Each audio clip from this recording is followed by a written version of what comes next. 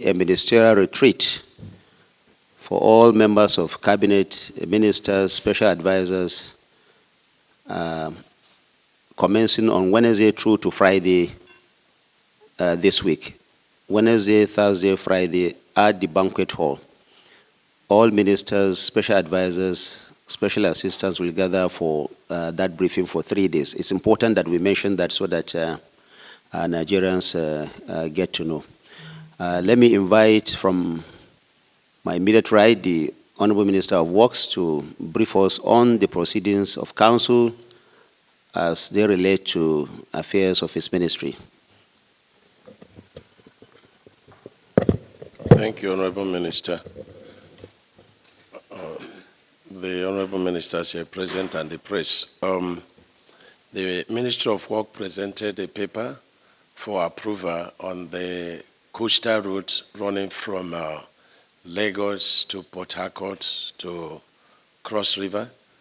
And then that's phase 1. Then having spurs, phase 2 to the Trans-Sahara route, which is running from Enugu, Abakaliki, Ogoja, down to Cameroon. It's African Trans-Sahara route. And then another spur under phase 2 also is tearing off to the Badagry to Sokoto.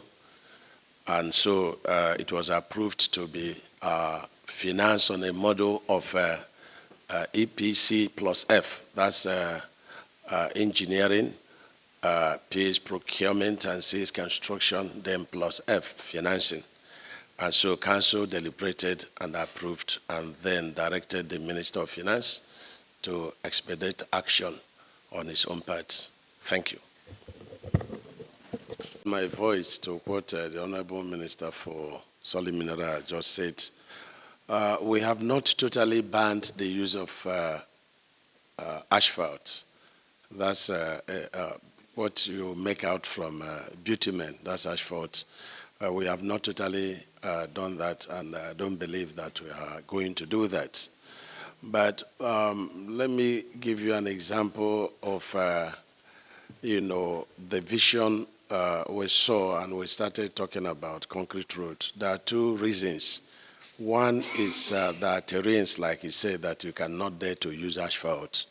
Otherwise, you can build the road, 1-2 years, the contractor would have left site, and the road is destroyed, and you begin to say no maintenance. Roads are not supposed to be maintained within at least the life shelf of the project. It is after the life shelf that you start the maintenance. So, and that's what happens in developed countries. So there are certain terrains you must use concrete to construct, even in developed countries. And so we are working with the Minister for Solid Mineral about the development of our bitumen depot, in Ogun State and Ondo State.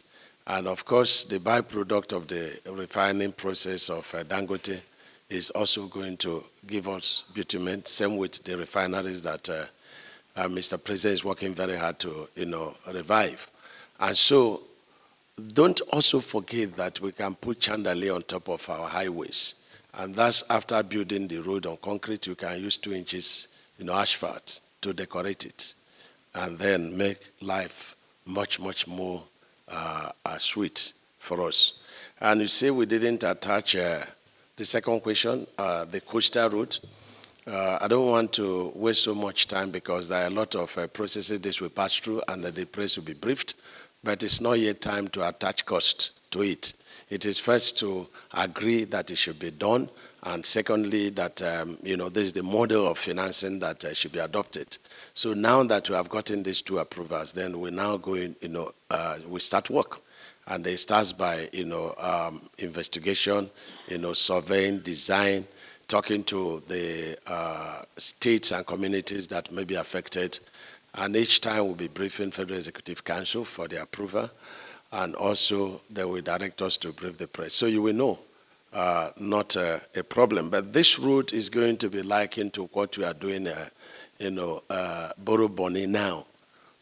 it is a kind of coastal road. It's constructed through the marshy area so that you no longer go by boat or by air, but you go, through that road. So it's equivalent of that. And so you'll be briefed on that. Thank you. Thank you. Let me